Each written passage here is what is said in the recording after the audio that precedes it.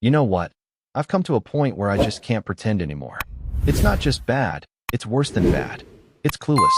And the most terrifying part of all this? He's not going anywhere. Russell Martin, for better or worse, looks like he's sticking around. And no matter what disaster unfolds on Sunday, no matter how far we sink in Europe or the league, this board, this ownership, they're simply not going to act. They don't get it. They genuinely do not understand what this club means or what it demands. It's not just the suits like Patrick Stewart or Kevin Thelwell who are asleep at the wheel. You could throw in the whole Thelwell family, the cousin, the dog, the postman. Doesn't matter. They're all part of the same problem. They don't see what we see every match day. They don't feel it. Now, let's talk about that Europa League performance. Because yet again, we're here dissecting another disappointment. Yes, some will try and spin it. Tough away tie, hostile atmosphere. European nights are never easy. But come on. Have some respect for the badge. Last season under Philippe Clement. And he was no genius by any means. Far from it. But in Europe, the man had structure. He had a plan. We might have been tragic domestically, but when it came to Europe, there was a bit of noose, a bit of fight. We competed. We didn't roll over. I remember those group games. We nicked a draw away to Olympiacos, a side better than Sturm Graz by a mile. We battered FCSB 4-0 at Ibrox. We lost to Lyon, sure, but Lyon were a quality outfit. And even then, we didn't look like we were just passengers. 1-1 against Spurs, the eventual winners. And only a narrow defeat to United at Old Trafford. That was with a squad people called the worst Rangers team in years. And yet, look how they carried themselves in Europe. Fast forward to now, it's like watching a team that's allergic to football. I'm not even joking. There is no shape, no intensity, no identity. What exactly is Russell Martin trying to do? I'll tell you what he's doing. He's trying to copy-paste some sterile, possession-heavy style of play that might impress in a PowerPoint presentation, but falls apart in reality. The passing is slow, the line is so high it's suicidal, and we get caught out the exact same way every single game. Nothing changes. And yet we've got the same crew of happy clappers out there defending it like it's some kind of brave new project. They say, well, the second half was better.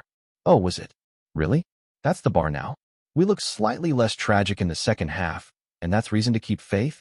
Honestly, those folk make me sick. And I'll say this now. If you're still turning up at Ibrox and sitting on your hands, you're part of the problem. You're not helping. You're giving this board and this manager a license to continue failing. The only thing that gets these owners to pay attention is money. Start hitting them in the pocket and maybe, just maybe, they'll wake up. Until then, if you're still rocking up to the stadium thinking your presence is supporting the club, you're not. You're enabling this rot. Go watch Queen's Park or Partick Thistle if that's what you're after. Because this isn't the Rangers I know. This isn't what we stand for. And let's not even pretend that last night's first half was anything short of disgraceful. That defending, mate, I've seen under-12s with more positional awareness. And that's not a cheap insult. I mean that seriously. I've coached kids. They've shown more pride, more hunger, more tactical discipline than what we saw on that pitch. It's actually embarrassing. Russell Martin will point to stats like possession. Oh, we had 59% more shots in the second half, and it's all nonsense. Smoke and mirrors. Because when the game mattered, we were nowhere. And then, when he finally changes things late on, it's not because he's tactically tweaking anything. It's just pure desperation. It's chucking names on, throwing anything he can find off the bench, and hoping something works. Finley Curtis, where is he? Why is he not playing? What's happened there? Did he insult Martin's mum? Did he steal his cereal? The lad plays with heart, fights for the shirt, and yet can't get a sniff. Meanwhile, Mikey Moore comes on like he's some wonder kid from down south. I'm sorry, but he looks like he belongs on a talent show, not on a European pitch. He's miles off it. Absolute passenger. Joe Rothwell comes on. Why? What's he adding? At that point, it's just names. Chaos. Nothing structured, nothing clever. Lyle Cameron, one of our most promising players this season, just coming back from injury. Fair enough. But if he's on the bench, he's fit enough to feature. Don't insult us with excuses. You either trust your players or you don't. And don't even get me started on Chimitai. That transfer needs to be investigated. $8.5 million for a striker who, genuinely, wouldn't get a game for my daughter's college team. He's not up to it. Never was. It's like watching a donkey try to play futsal. He is so far off the standard it hurts to watch. And to even compare him to Umar Sadiq? That's unfair to Sadiq. Chimitai is a walking punchline. He's the footballing equivalent of a scam email. Now, Kasama deserves credit. He worked his socks off. He was one of the few last night who looked like he actually gave a damn. But he can't do it alone. Fellow Asgard? The lad might have nice hair, but he does nothing. Looks like a boy band member. Makes John Lundstram look like prime Jude Bellingham. I mean, seriously, what is he offering? This is Rangers. We don't have room for passengers. Taff. Nightmare. Again. John Souter. Liability. Again. Cornelius. Okay-ish. Ma. Absolutely horrendous. But here's the problem. We've got no one else. One left back at the club. One. And he's a loan signing.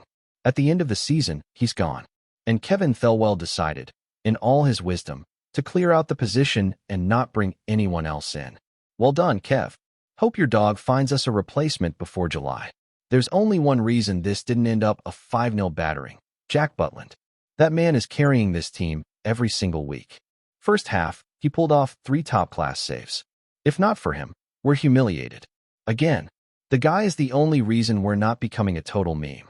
And Russell Martin should be thanking him with every breath. Butland is saving his skin, quite literally. And still, we've got folk talking about progress in the second half. What progress? The team ignored the manager's game plan and just attacked. That wasn't coaching, that was instinct. Players stopped playing like robots and decided, screw it, we've got nothing to lose. And that's the only time we've looked remotely dangerous. When they stopped doing what Russell Martin wants. Tells you everything, doesn't it? We're in October now. 5 wins in 16 matches. Let that sink in. 5. This is Rangers Football Club, not some mid-table ditty outfit. You don't get by with a win rate of 31% at Ibrox. Or at least, you shouldn't. But here we are. And people want to talk about patience? Patience is for projects that show promise. This isn't a project, it's a slow-motion collapse. The longer this goes on, the more damage is done. The further we fall. And the silence from the board is deafening. They're letting this happen. They're letting this proud, historic club drift into mediocrity and hoping we don't notice. But we see it. We feel it. Every week. And it's got to stop. And look, here's what's really killing me. We've not kept a clean sheet away from home in 23 matches. 23. That's not a blip. That's not an unlucky run. That's systemic failure. That's the very foundation of your football club being broken. And any manager worth their salt would be ashamed to stand in front of that stat and still act like things are going in the right direction. But not Russell Martin. Nah. He'll probably chalk it up to individual errors or growing pains or whatever buzzword he's got on his whiteboard this week. Let's be clear, this is not normal. 5 wins from 16 competitive fixtures, and we're only just into October. That's not a rough patch. That's full-blown crisis territory. You tell me. When was the last time any Rangers team, at any point in history, sat on that kind of record and still had a manager comfortably in the job? Because I can't think of one.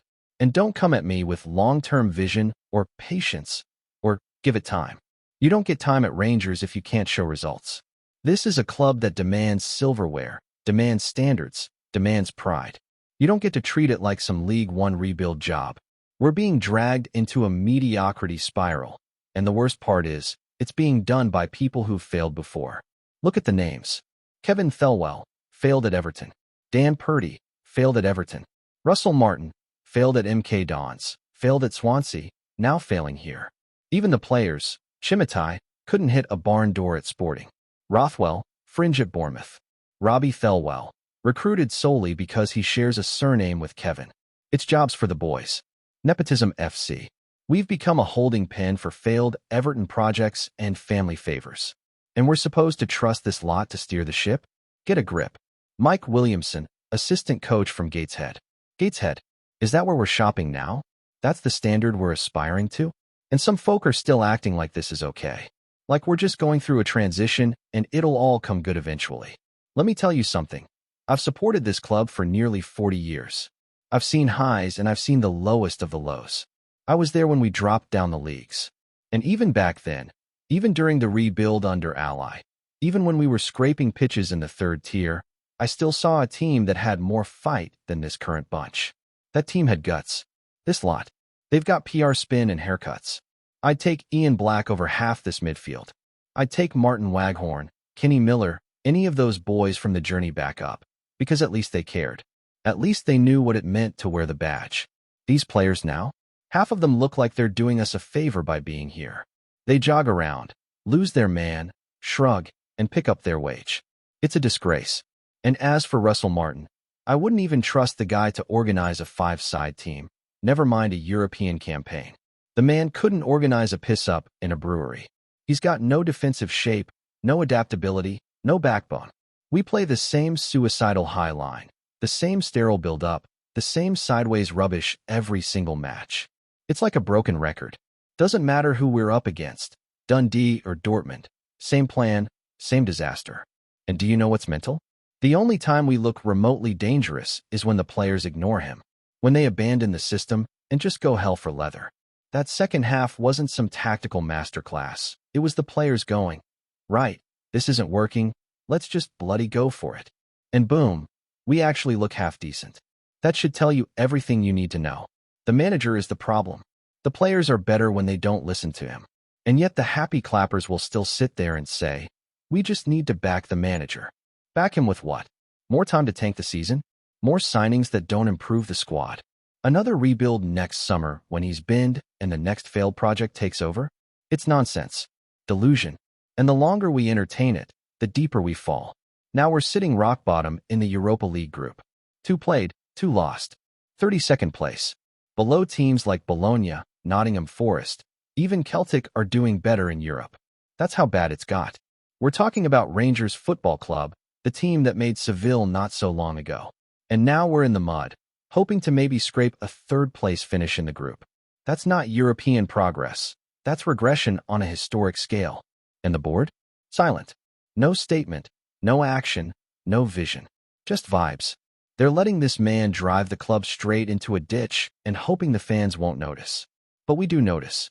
We feel every goal conceded, every limp press conference, every passive display on the pitch. This isn't just football anymore. It's emotional damage. So what now? Do we just sit back and accept it? Wait for another embarrassing defeat before something is done? Or do the people running this club finally grow a spine and make the change that everyone can see is needed? Because let me be brutally honest, if you can't see that Russell Martin is dragging this club down, then you're not fit to be anywhere near the decision-making process. You're worse than the Parks. And they were bad. Genuinely bad. A cancer on the club. But this is worse. Because it's deliberate. It's prolonged. It's avoidable. And it's being allowed to continue because nobody has the guts to admit they got it wrong. The ownership brought in their pals, their pet projects, their failed Everton cronies, and now, rather than cut the cord, they're doubling down. Before we continue, make sure to subscribe to our channel and turn on notifications to get all the exclusive news about Rangers FC. Don't overlook any details about your beloved team. It's crucial for Rangers FC fans. There's a curious murmur running through Scottish football circles this week, and it has everything to do with a young French winger who has been catching more than a few wandering eyes south of the border. Mohamed Lamine Cissé, just 21 and already making a name for himself at Stoke City in the Championship, is now being whispered about as the next glittering arrival at Ibrox. Yes, you heard it right. The buzz says Rangers are lining up an audacious move that could see the lightning-quick wide man swap the potteries for Govan. It might sound far-fetched at first, but the pieces fit together more neatly than you'd expect. Cissé has the kind of pace and flair that Rangers have been crying out for, particularly on the flanks where invention and raw acceleration have too often been in short supply. Supporters will tell you that Ibrox demands both graft and glamour, and in Cissé they might just see a player capable of providing both. Though he's still developing, there's enough raw material there to excite even the most skeptical Glaswegian punter. Stoke, for their part, may struggle to hold on if the lure of European nights in Glasgow proves irresistible. The Championship is a grinding, unforgiving league, and while Cissé has shown flashes of brilliance there, the prospect of striding out in front of 50,000 roaring Rangers fans is another level entirely. The chatter suggests that the young Frenchman has been on the Gers' radar for months, with scouts impressed not only by his dribbling, but also by a hunger to prove himself on a bigger stage. Of course, nothing is sealed, nothing is signed. These are whispers, half-heard conversations in press boxes and pub corners, rumors that set tongues wagging but leave plenty of doubt in the air. Yet the story has legs. Rangers, looking to bolster their squad for both domestic dominance and another crack at Europe, could well see Cisse as a gamble worth taking. And if he does pull on that famous blue shirt, don't be surprised if today's murmurs turn into tomorrow's headlines. For now, it's just a rumor, but in football, rumors have a way of becoming reality. Greetings, fans. Make sure to hit that like button and subscribe to the channel, as it's greatly appreciated by Rangers FC. And don't forget to share your thoughts on the news in the comments section below. Until the next video, stay tuned.